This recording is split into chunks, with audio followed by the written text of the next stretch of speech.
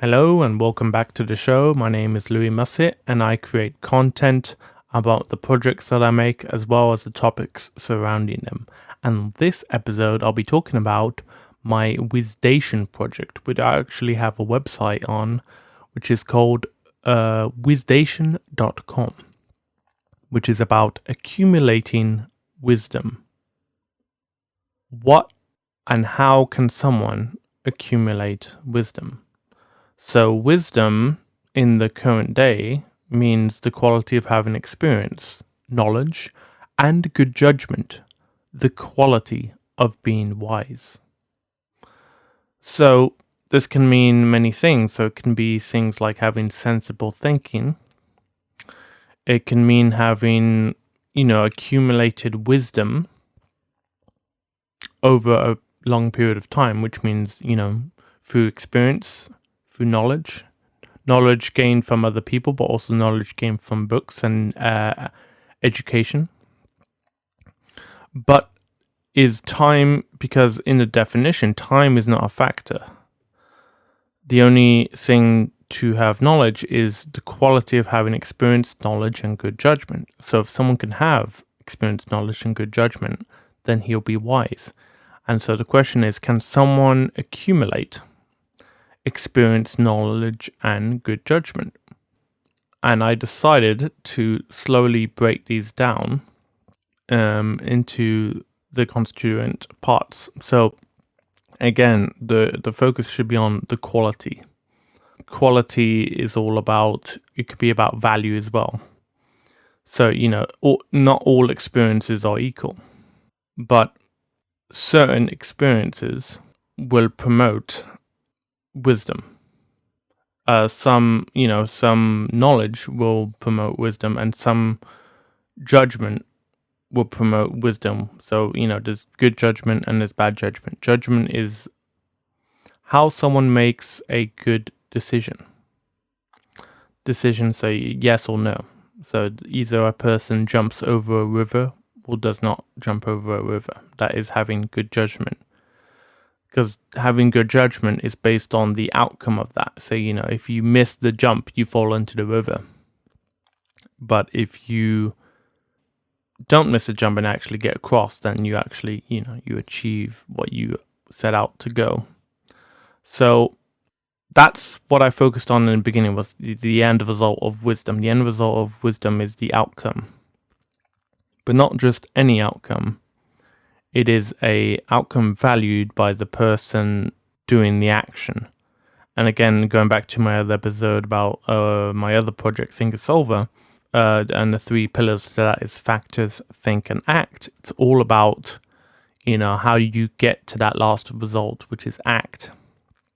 And one part of that was judgment. So having good decision. It was also about behavior and practice.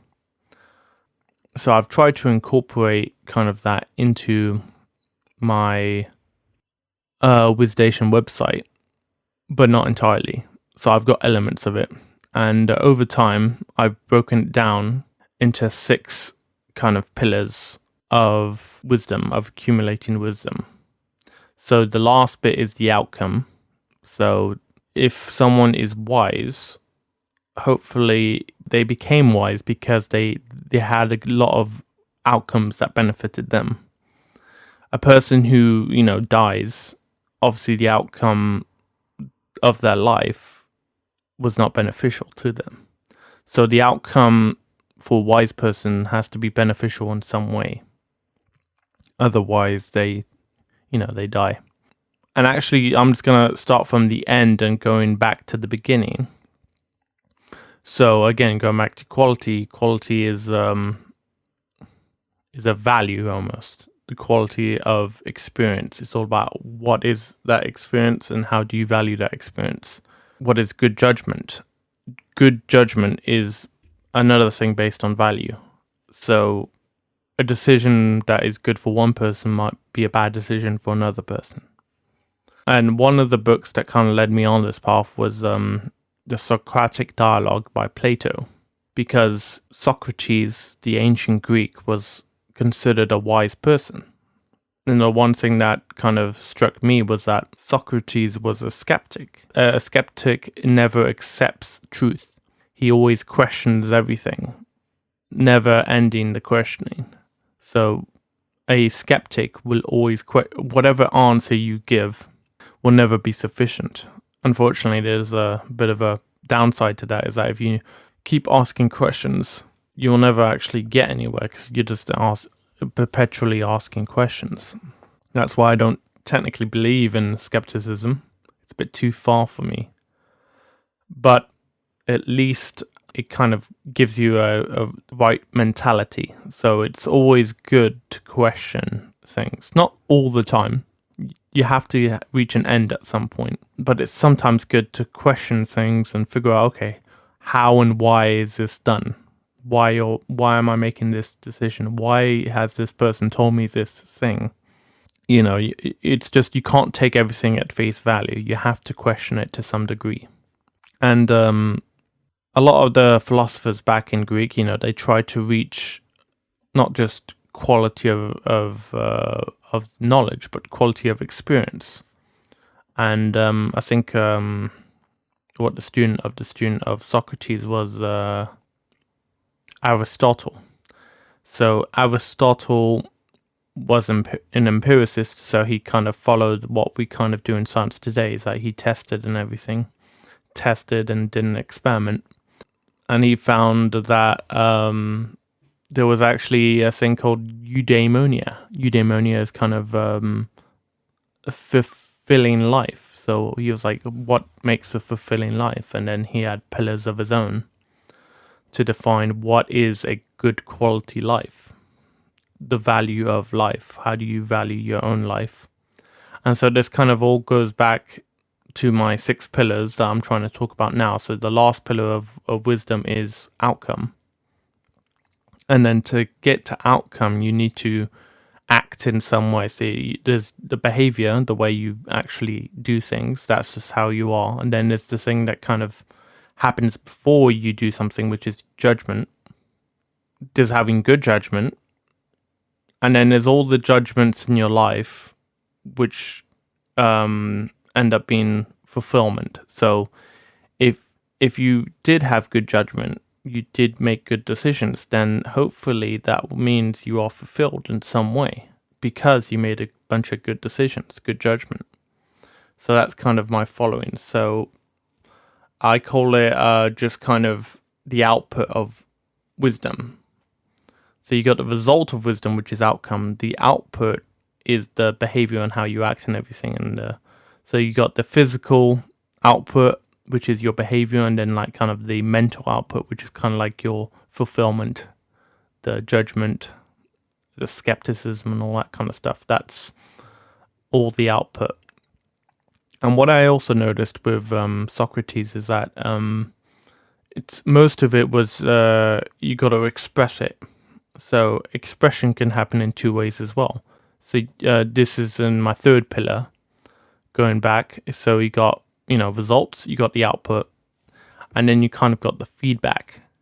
So you got the communication. So Socrates always communicated with people, and that's how he acquired wisdom over time, is because he communicated not just by asking questions, but by communicating his ideas as well. So he would communicate his ideas very well, and then he would ask questions, and then he would also listen in a good manner so that, a discourse would be able to be done. Because, today we have mostly debates, which I don't exactly like. I prefer discourse. Discourse is just basically a dialogue between 2 people. So someone says something, they say information, and then the other person listens, and then when that person talking is done, then the person listening can then have his own dialogue.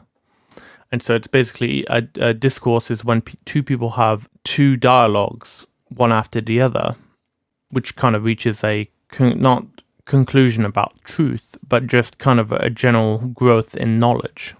Because, that's the whole point of wisdom, is that you have to communicate knowledge, you have to accumulate knowledge, but how do you do that? And one way is through communication. Another way of accumulating knowledge is practice. What's less about knowledge and more about kind of skill. Skill is not something you can just kind of acquire through talking. You have to actually do stuff. So by practicing, so someone who's a carpenter, they can't just read books about carpentry. They actually need to do the carpentry himself and practice it so that he can become a wise carpenter in that sense. So you got 3 pillars with the final bits of pillars of wisdom. So I call it, results, the output, and then kind of the feedback. The 4th pillar, going back from the output, from the result, is transformation. So what am I transforming from? Well, you're transforming from the stuff you're receiving. So going from front to back, now that I've explained the back, so you got kind of the input, just the pure data that comes in.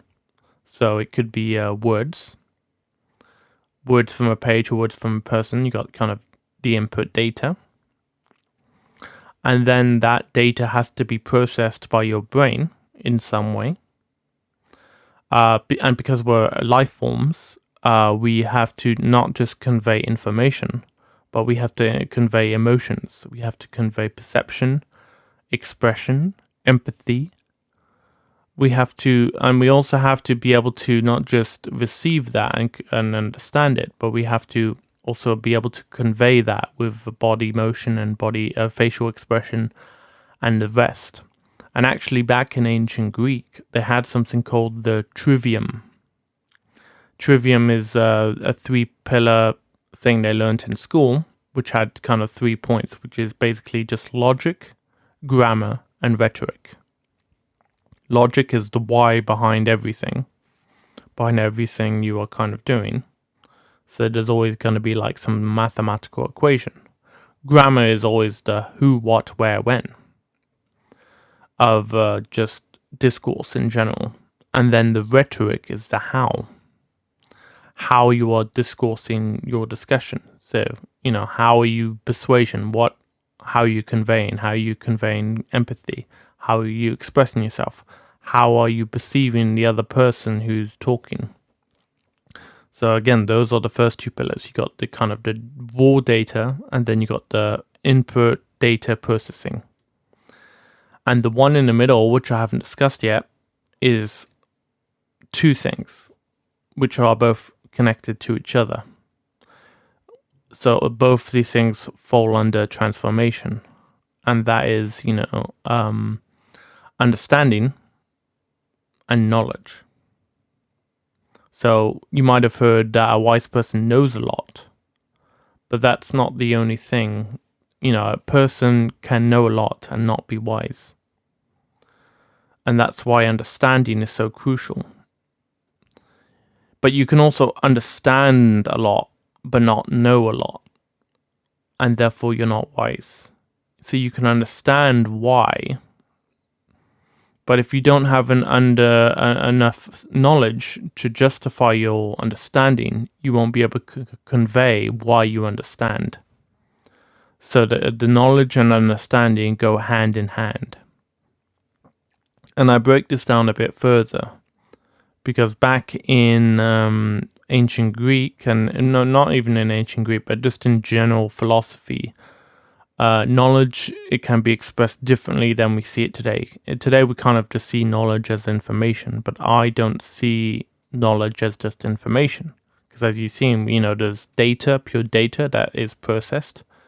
It can be processed into information, but that's not entirely what knowledge is. Knowledge is also truth, it's beliefs, it's also justification for those truths and beliefs. So in philosophy, they call that the justified true belief. So for knowledge to exist, you must have a justified true belief. Now, Edmund Geddier, a philosopher, has almost a little bit debunked this with the Edmund Geddier problem. But I'm going to stick to this now because this is in terms of philosophy, it's as far as we've come, and there's no alternative solution at the moment to express what exactly knowledge is. But all you got to know is that even with the Gettier problem, a justified true belief is true unless you're lucky. So that's the only thing that Edmund Gettier added, is that sometimes you can just be lucky to have a justified true belief. But I think that's alright. If luck is on your side, then so what? Sometimes you need a bit of luck to become wise. Because, you need a bit of luck to survive in this world. And, yeah. But again, luck is not the only part of knowledge. Because luck does not play a part in understanding. Understanding is a bit harder to understand. Because understanding itself is quite hard to break down. Because what is understanding? Now, in the definition of understanding, it's actually the ability to understand something. What does understand mean? Well, understand is to perceive the intended meaning of words, language, and of the speaker. So, and I mentioned this back in the Trivium. So, you got, how do you understand the words people are saying? Well, again, you got to understand grammar. You need to understand a bit of logic as well, because you could have fallacies, which is an incorrect way of thinking about, reasoning about something. And then there's rhetoric, how you actually convey this information. But that's not understanding. Understanding, I've broken it down into 4 points.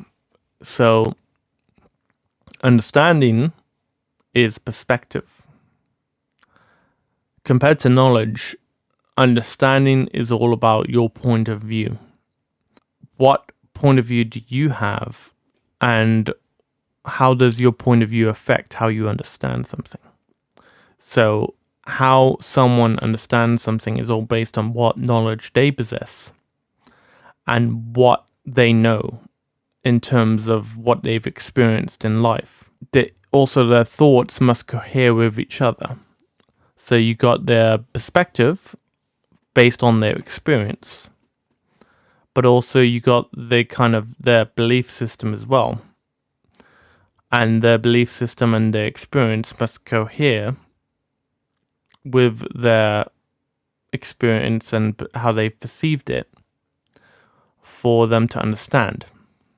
And understanding can also have 2 other points, which is reductionism. So reductionism is the science of breaking things down to the atomic level.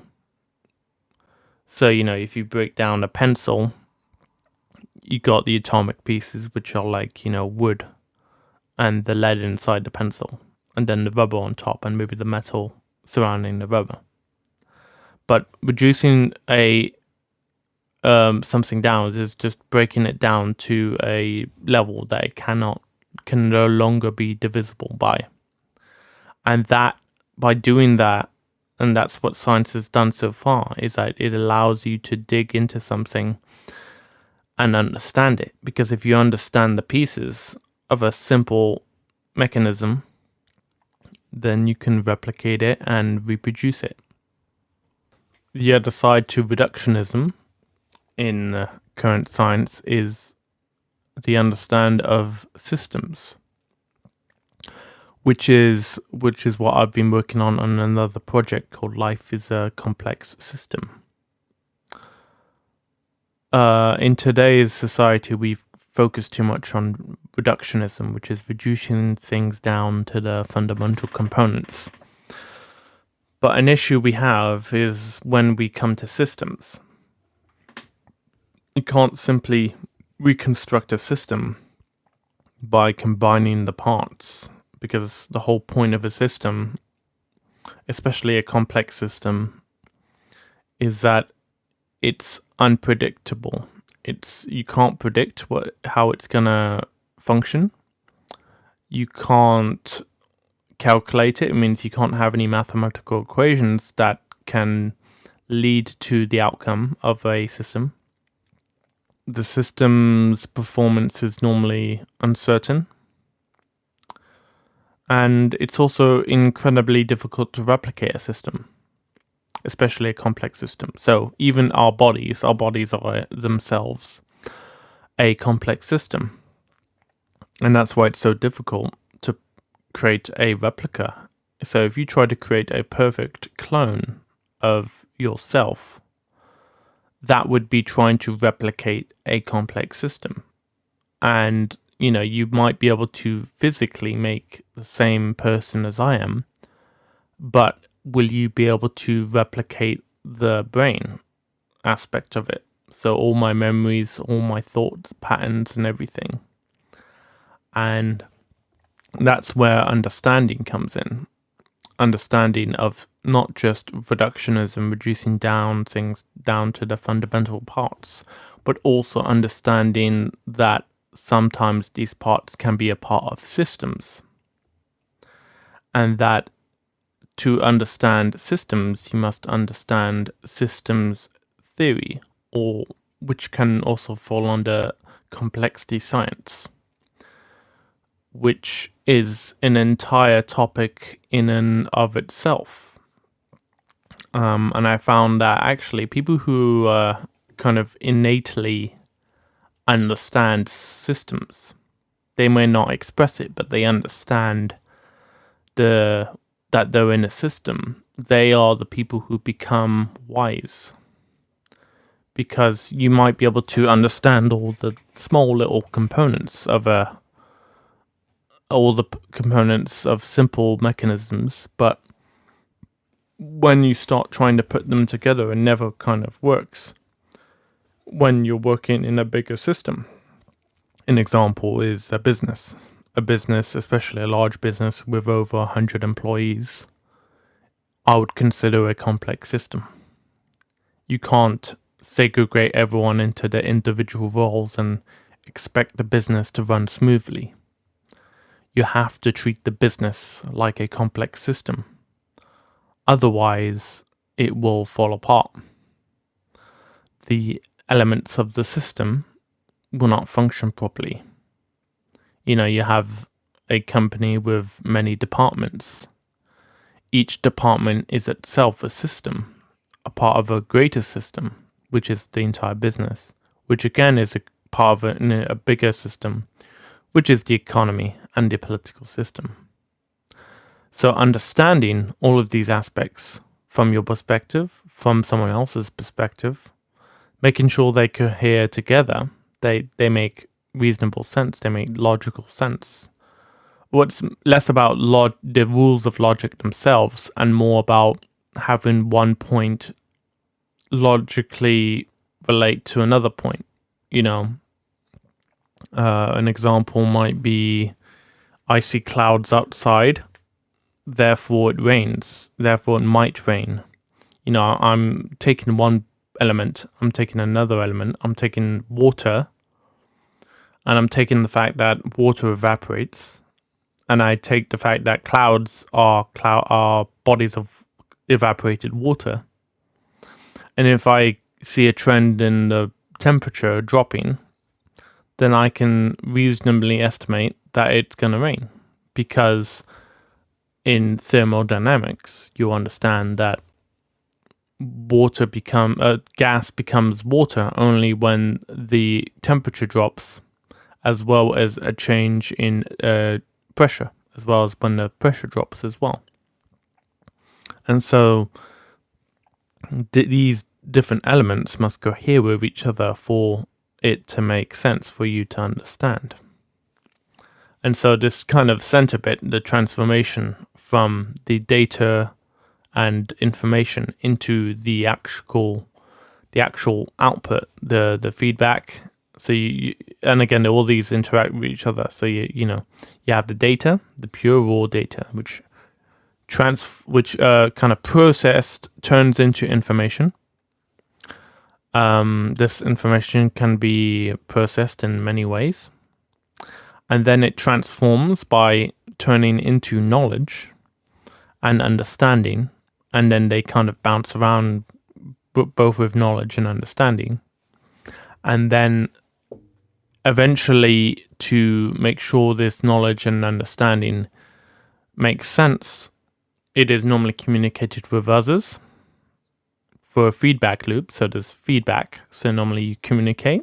You either communicate with a person using words and stuff like that, or you communicate physically with the outside world. You look at your theories, you look at how your belief on how the world functions, and then you apply that practice to see if it actually makes sense.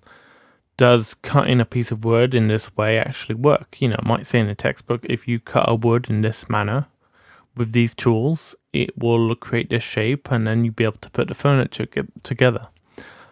But until you actually do that and see if it actually works, you won't know. So you need the physical feedback, which is practice. And then after the feedback has been kind of done, that's when you can finally move to the output of this accumulation of wisdom.